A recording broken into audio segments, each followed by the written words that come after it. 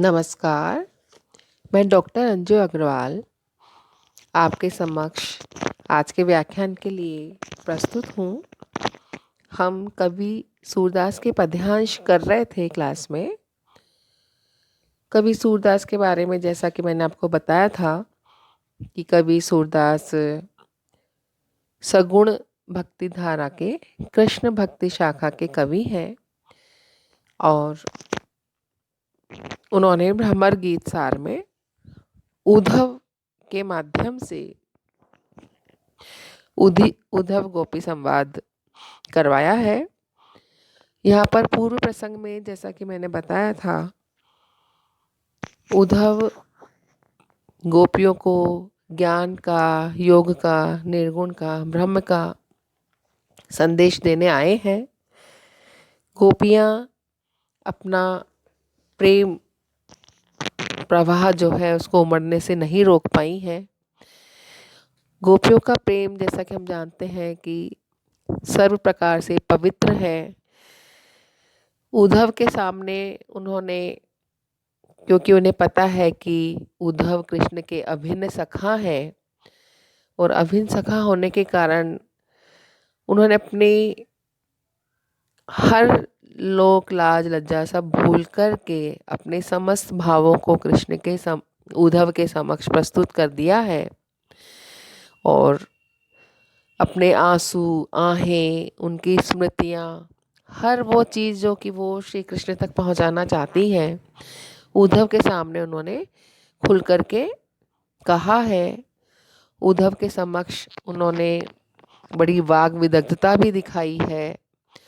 उद्धव से उन्होंने शास्त्रार्थ भी उनके ही स्तर पर उतर करके किया है। तो यहाँ पर कहीं लगता नहीं कि वो भोली भाली वही गोपियाँ हैं जो श्री कृष्ण से प्रेम करती हैं। तो सूरदास की जो गोपियाँ हैं बड़ी वाग वैदग्ध्य उनमें हमको दिखाई देता है। अब यहाँ पर इस पद्यांश में जब हम देखते हैं तो गोपियों का भाव विह्वल कर देने वाला विरह हमारे समक्ष आता है। विरह से विह्वल है गोपियाँ और विरह से विह्वल होते हुए गोपियाँ उद्धव से जो कहती हैं वही इस पद्यांश में हमें दिखाई देता है। गोपियाँ उद्धव से जो कह रही हैं, देखिए। बिनु गोपाल बैरिन भई कुंजे, तब वे लता लगती तन शीतल। अब भई विषम ज्वाल की पुंजे, वृथा बहती जमुना, खग बोलत वृथा कमल फूलनी अलिगुंजे। पवन पान घनसार सजीवन, दधि सुत किरनी भानु भई भुंजे। यह उदो कहियो माधव सो, मदन मारी कीन्हो हम लूंजे। सूरदास प्रभु तुम्हारे दरस को, मग जोवत अखिया भई घुंजे।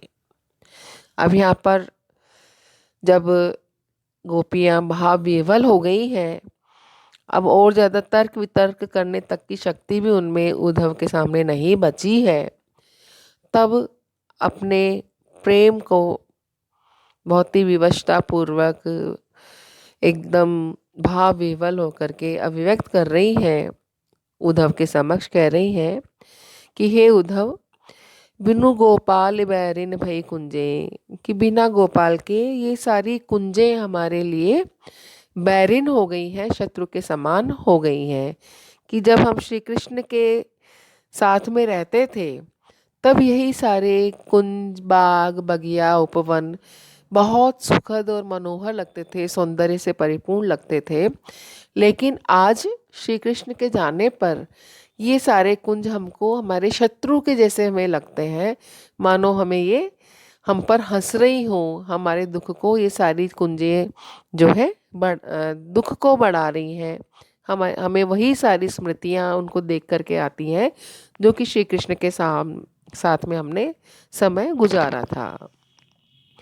तब वे लता लगती तन शीतल, अब भई विषम ज्वाल की पुंजे।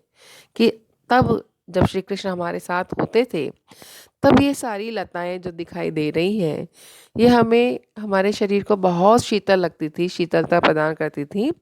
लेकिन आज यही सारी लताएं हमारे शरीर में विषम ज्वाला की पुंजें जो है बन करके हमको ज्वाला से जला रही, बहुत जलन इनको देख करके, जो शीतलता उस समय हमें महसूस होती थी, वो शीतलता तो बहुत दूर की बात है, अब ये हमारे शरीर में, हमारे शरीर के लिए दाहक बन गई है, हमको जलाने वाली हो गई है। कहने का आशय ये है कि वही सारी मधुर स्मृतियाँ जो हैं, इन सारी लताओं को देख करके आती है और ये शरीर जो है प्रेम की अग्नि में जलने लगता है। वृथा बहती जमुना खग बोलत वृथा कमल फूलनी अली गुंजे, कि उस समय जमुना जब बहती थी, तो उस बहती हुई जमुना में हमारे मन में जो हिलोरें उठती थी, प्रेम की लहरें उठती थी, उस समय जो पक्षी बोलते थे, उस समय जो कमल फूलते थे, जो कमल पर अली गुंजार करते थे, वो सब हमको बेहद मनोरम लगते थे, हमारे मन में प्रेम का भाव भरते थे, बहुत मधुर हमारे अंदर सुख का एहसास करवाते थे। तो श्री कृष्ण के सामीप्य से हमको पूरी प्रकृति बहुत सुंदर लगती थी, सुंदरता से परिपूर्ण थी हमारे लिए जो चीज़ें, वही सारी चीज़ें आज हमारे लिए बहुत दाहक हो गई है, हमारे को बहुत दुख और पीड़ा पहुंचा रही है। कहने का आशय यही है कि हमारे मन के जो भाव होते हैं, वो मन के भाव ही हमें प्रकृति में दिखाई देते हैं। तो जब श्री कृष्ण थे, गोपियाँ प्रेम से भरी हुई थीं, बहुत प्रसन्न थीं, आह्लादित थीं, तो उन्हें प्रकृति भी बहुत सुंदर दिखाई देती थी। चाहे वो वहाँ के उपवन हो, बाग हो, चाहे वो यमुना नदी हो, चाहे वो बोलते हुए पक्षी हो, चाहे वो फूलते हुए कमल और उन पर मंडराते हुए भंवरे हों। तो ये सारी प्रकृति उस समय गोपियों के लिए बहुत सुखद थी, बहुत मनोहारी थी। लेकिन आज क्योंकि श्री कृष्ण उनके साथ में नहीं है, तो ऐसे में ये सब चीज़ें उनको पीड़ा देने वाली, दारुण दुख देने वाली हो गई हैं। पवन पान घनसार सजीवन दधि सुत किरनी भानु भई भुंजे। दधि सुत कहते हैं चंद्रमा को, कि ये सारे पवन, पान, घनसार, सजीवन, ये जो सब चीज़ें शीतलता देने वाली है, दधि सुत की किरणें, चंद्रमा की किरणें जो कि बहुत ही जलते हुए व्यक्ति को भी शीतलता प्रदान करती हैं, कि ये सारी चीज़ें जो कि मनुष्य को शीतलता प्रदान करती, जलते हुए मनुष्य को, दाह में जो जल रहा हो उसको भी शीतलता प्रदान करती है। तो ये सब जलने में भी शीतलता प्रदान करने वाली चीज़ें हमको आज भूनने वाली हो गई हैं। चंद्रमा की किरणें तो आप सब जानते हैं कि शीतलता प्रदान करने में सबसे प्रमुख रोल इनका होता है, प्रमुख भूमिका होती है। लेकिन आज ये हमको सूर्य के समान, भानु भई भुंजे, भानु के समान सूर्य की किरणें जैसे किसी को भूनती हैं, वैसे आज हमको चंद्रमा की किरणें भून रही हैं। तो यहाँ पर गोपियों का आप दर्द देखिए, उनका दुख देखिए, उनका विरह देखिए, कि कितनी विरह से पीड़ित है, कितनी दग्ध है वो, कि चंद्रमा और जो घनसार है, कपूर है, पवन जो कि शीतलता प्रदान करता है, ये सारी चीज़ें भी, शीतल से शीतल चीज़ भी उनको आज दग्धकारी लग रही है, जलाने वाली लग रही है। तो उनके मन की व्यथा, पीड़ा, उसको समझिए। यह उद्धव कहियो माधो सो मदन मारी कीन्ही हम लुंजे, कि हे उद्धव, ये सारी बातें तुम उद्धव को, श्री कृष्ण को बताना कि कैसे मदन ने, कामदेव ने हमको मार मार करके, कोड़े मार मार करके, सर तुम्हारे प्रेम में कैसे हम मर मर करके सौंदर्यहीन हो गई हैं, लुंज पुंज सी हो गई हैं, कि ये तुम जो स्थिति हमारी देख रहे हो, इस दिखती हुई स्थिति का तुम श्री कृष्ण के सामने जाके वर्णन करना, कि हम जो बोल रहे हैं वो शब्द कम है हमारे दुख और पीड़ा के लिए। हम जितने तुमको दुखी, पीड़ित शब्दों में बता रहे हैं, उससे कहीं अंदर तक हमारे अंदर प्रेम की भावना है, और प्रेम से जो विदग्ध हम हुए हैं, वो सब तुम जा कर के श्री कृष्ण को बताना। सूर्यदास प्रभु तुमरे दरस को मग जोवत अखियां भई गुंजे। सूरदास कवि कह रहे हैं, कि गोपियाँ कह रही हैं उद्धव को, कि हे प्रभु श्री कृष्ण, हमारी ये आंखें तुम्हारी, सूरदास प्रभु तुम्हारे दरस को मग जोवत अखिया भई भुंजे।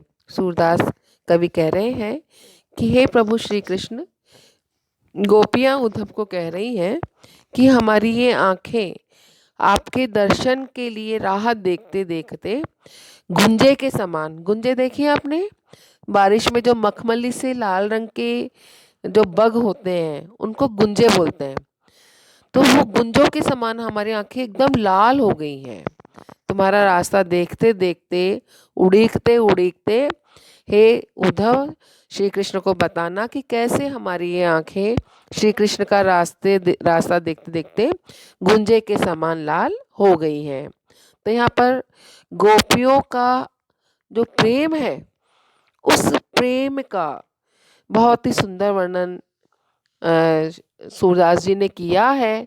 यहाँ पर गोपियों का जो प्रेम है, उनके हृदय का जो समस्त वाग विदग्धता, उनका जो विदग्ध हृदय है, वो सारा विदग्ध हृदय सूरदास ने यहाँ पर खोल करके रख दिया है। आज हम इतना ही करेंगे। अगले व्याख्यान में कल सूरदास कवि जो है उनके पद्यांश पूरे कर देंगे। धन्यवाद।